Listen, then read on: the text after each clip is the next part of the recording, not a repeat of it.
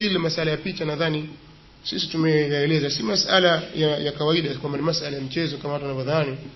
Mtume sallallahu alaihi wasallam anasema inna ashadda an-nasi adhaban yawm al-qiyamati al-musawwirun, adhabu kali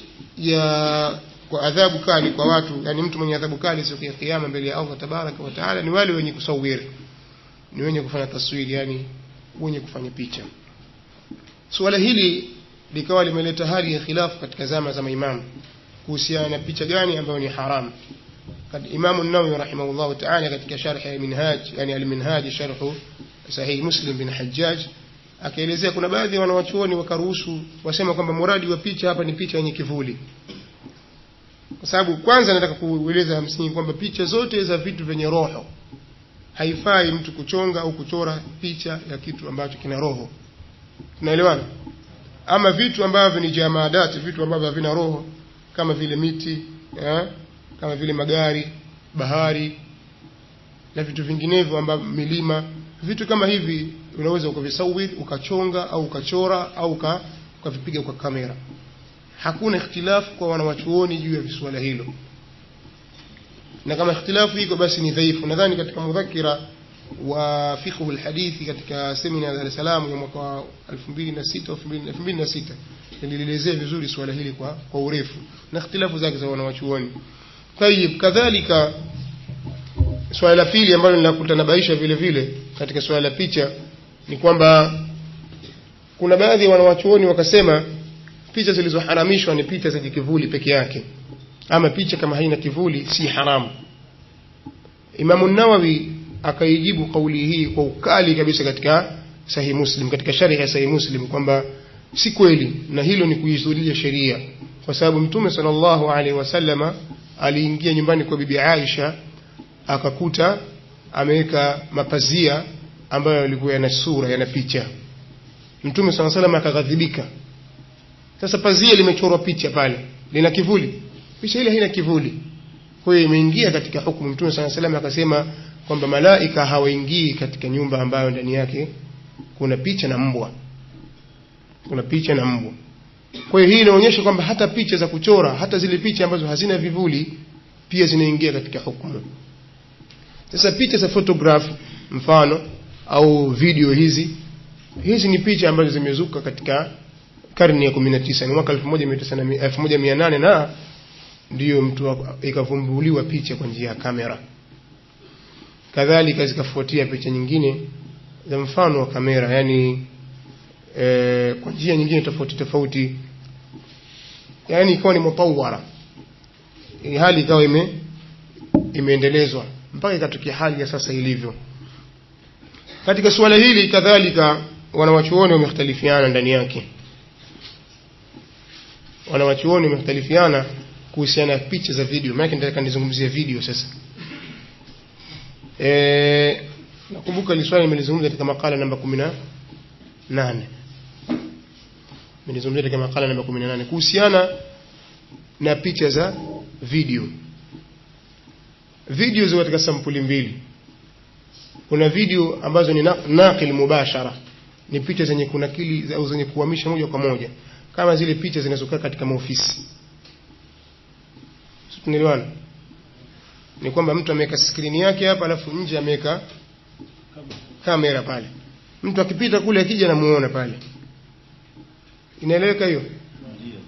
Picha kama hizo wanawachuoni wameziruhusu, wasema haingii katika picha kwa sababu, au haingii katika zilizoharamishwa kwa sababu hazihifadhiwi pale. Hakuna ala ya hafidh, ni kitu kama kioo wanasema. Kwa hiyo ni kitu kinaingia katika mambo yaliyo halalishwa. Moja hiyo. Kadhalika hii ni video. Kadhalika picha ya sampuli za video ambazo hizi watu huchukua ni moving camera, zinachukua kwa njia za moving. Sasa mtu anachukuliwa kama ni muhadhara au kwenye harusi au kwenye party au kwenye shughuli tofauti.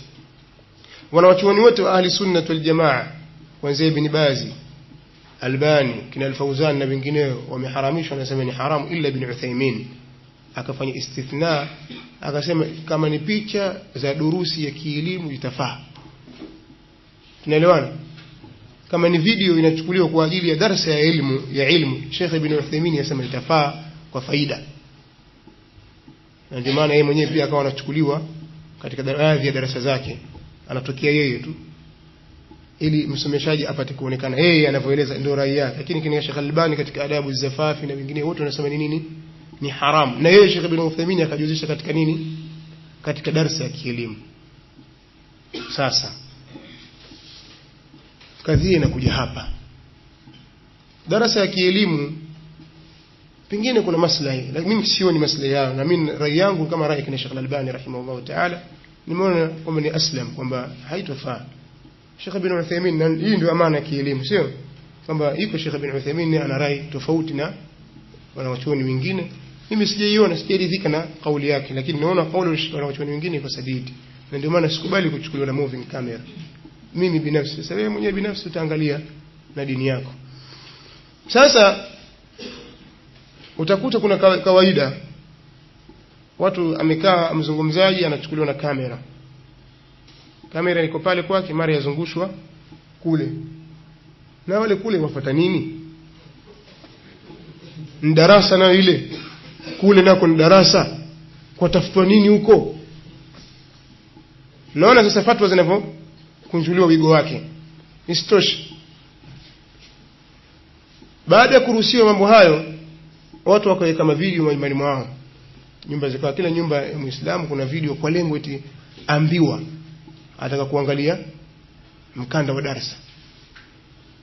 Matokeo yake badala ya watu kuangalia darasa za kielimu, yami niambieni kikweli, nyinyi mnaomiliki TV na madarasa na madeki majumbani mwenu, kweli muangalia darasa tu kama alivyoruhusu Sheikh Ibn Uthaymeen, au kuna fatwa nyingine ambazo mnazifanyia kazi zenu nyinyi?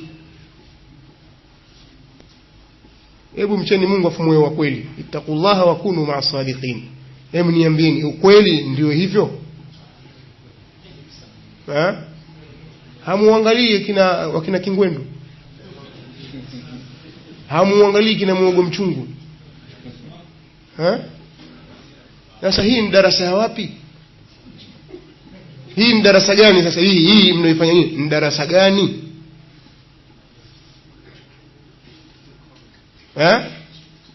Na mingine mengi ambayo nyinyi mwajua, nasikia sauti zikitajataja huko, mwajua nyinyi wenyewe, tena mwaangalia nyinyi na wake zenu, watoto wenu. Na hatimaye utakuta mtoto anakwenda shule, kila anachomeshwa kule shule mvurugu tupu, wala haelewi kabisa, lakini njiani ataimba nyimbo au ataigiza, yani mambo fulani yeye ajabu ataigiza, kwa sababu amesoma nyumbani, baba yake kamletea elimu nyumbani, kamletea darasa nyumbani, mwenye analisoma kila siku, analihifadhi mtoto na mkaa. Sasa yale ya shule na yale ya madrasa yote yanapita patupu, lakini kuna nyumbani kule kuna darasa kubwa zaidi. Na sisi tunasema kwamba wale maeditor wanaoandaa wanaofanya zile seminar nini zile wale wengine ni wanatumika kama vile marobota tu, lakini kuna watu ambao wanaiform ile michezo na ina ahdafu. Kuna ahdafu ambazo ni wanaita qasirul mada, alafu kuna ahdafu ambazo ni tawilul mada. Kuna malengo ya muda mfupi na kuna malengo ya muda mrefu. Wale walioandaa, kwa sababu ni watu wamesoma, ni wasanii, wamesoma katika vyuo ambavyo vinakuwa na system za Kiyahudi na system mambo ya drama na nini, wameyasomea vizuri na wanayafahamu. Kwa hiyo wanakwenda kwa protocol zile za Kiyahudi, wanakwenda kwa protocol zile za Kiyahudi. Kwa hiyo inaandaliwa michezo, lengo lake kwamba sasa hivi labda ni kuizindusha jamii juu ya jambo fulani na kufurahisha watu, wakakaa wakacheka waona wacheka, lakini kuna kitu cha muda mrefu kinapigwa vita. Pengine zikapigwa vita ndoa ya mtu kwa wake wawili au zaidi, lakini kwa njia ya mchezo. Ikapigwa vita mwanamke kutulia nyumbani, kwamba asifanye kazi, asifanye ajira, asijishughulishe, mathalan atulie, ailee familia yake. Mtazamo huu unaweza kupigwa vita kwa sampuli fulani. Inaweza akapewa mwanamke, yani ikaja sura ya kumfanya mwanamke awe kiburi juu ya mume wake na kuweza kumjibu atakavyo kwa sura fulani, ikawa nyinyi mwacheka kweli kweli, lakini natija haiendi bure. Kuna natija ambayo ni tawilul mada ambayo iko ndani yake, na watoto na kina mama wanaliona lile jambo linakwenda tu. Na bali tunasikia sasa hivi kuna hata ule Ukristo unaenezwa kupitia tansiri, iko inaenezwa kupitia vitu kama hivi, hasa kwa mikanda tofauti tofauti na CD ya Nigeria na mengineyo. Ni Ukristo sasa inakwenda mpaka mtaona hivi ni vitu vya kawaida. Katika jamii hapa hakuna, lakini vimekuja kutoka nje. Watu wanaona wanakuta ni vitu vya kawaida kwa sababu ya vitu kama hivi, kwamba Sheikh bin Uthaymeen kasema darsa yafaa. Kwa mtu akachukua dude sanamu lile akaleta nyumbani kwake. Na kweli anaangalia kila kinachofaa na kisichofaa. Naeleweka? Sasa katika sheria ya Kiislamu kuna babu unaitwa mlango saddu dhara'i, kuziba njia za matatizo, njia za ufisadi. Sasa katika kuziba njia za ufisadi ni kuepukana na fatwa kama hizi ambazo zinaweza kupelekea katika hilo. Ndio maana katika makala ile ambayo nimezungumza mimi kuelezea masala ya picha, Sheikh Ibn Uthaymeen rahimahullah alikuwa ni katika watu ambao wanaojihusisha hata kuweka dush katika nyumba. Mtu akafunga satellite dish nyumbani kwake akaweka, akaangalia, hakuna basi, hakuna ubaya. Lakini mwisho kwa sauti, mimi kaseti yake niko nayo, na katika makala nikani nimenukuu maneno yale, na waraka huu kwa waliofanya kazi na Al-Haramain kipindi cha nyuma, Abu Hudhaifa alikuwa akiutawanya fatawa ya Ibn Uthaymeen kuhusu dush. Anasema mimi kuanzia leo, baada ya kujua suala hili la dush kwa undani kabisa, nasema kuanzia leo ni haramu, na yule anayekuwa nalo basi hukumu yake ni kwamba atakana alivunje kwa maslahi yake na maslahi ya familia yake na dini yake. Na kwa yule anataka radhi za Allah tabaraka wa taala, asema dishi si kama kisu kama vile wanavyosema watu kwamba kisu unaweza kukata katika wakitumia katika khairi na wakitumia katika shari. Nasema sio hivyo, bali nasema ni nadhirul khamri wal maisir, ni kama vile mfano wa pombe na kamari. Fihima ithmun kabiru wa manafi'un linnas wa ithmuhuma akbaru min naf'ihima. Kwa hiyo kweli kuna manufaa fulani. Maana mtu alimuuliza, sasa shekhe, tukiwa na madushi sisi tuangalia hija, tuangalia hutuba za Ijumaa huku katika misikiti, akamwambia ايش الفائده؟ ni munakasha anaendelea na Sheikh Ibn Uthaymeen aulizwa ايش الفائده من نظر خطبه الجمعه؟ ايش الفائده؟ hivyo akaenda asema hii ni mfano wa nini? Wa pombe na kamari. Kweli kuna manufaa kwa watu, lakini madhambi yake ni makubwa zaidi kuliko manufaa. Kwa hiyo anasema min al-an, kuanzia hivi sasa yule ambaye yuko nayo basi na alivunje. Tumeelewana? Sasa masala ya satellite dish na mengineyo, kweli mtu angalia, tujue ulimwengu, tuangalia Al Jazeera, lakini pia vingine vile vile huangalia Al Jazeera peke yake, pingine wapituka na mengineyo yafuata. Halafu katika huku kuangalia kuna mipaka pia vile vile. Utakuta mtu yuko barabarani pingine akimwona mwanamke, astaghfirullah, lakini akikaa kwenye TV adungwa macho hivi, aangalia mwanamke amekuja pale waziwazi, aangalia tu hivi. Kwa hiyo mwanamke kwenye TV halali, lakini katika barabarani haram. Tusicheze na dini, tusimchezee Mungu. Hii dini moto inaleta usanii kwenye dini. Kwa hiyo katika swala la picha, mimi nasema mathalan Sheikh Muqbil, Sheikh Ibn Bazi, Sheikh Al-Albani. Sheikh Al-Albani mathalan, Sheikh Al-Albani rahimahullah ta'ala hakuwa TV wala hakuwa na gazeti wala hakuwa na dola wala hakuwa kuwa kadhi wala kuajiriwa na serikali yoyote. Ni yeye tu yuko, dawa yake imefika haijafika. Hao wenye TV dawa zao imefika wapi? Pengine zimeishia hapo daraja la Mkapa tu, hakuna mahali zilipovuka.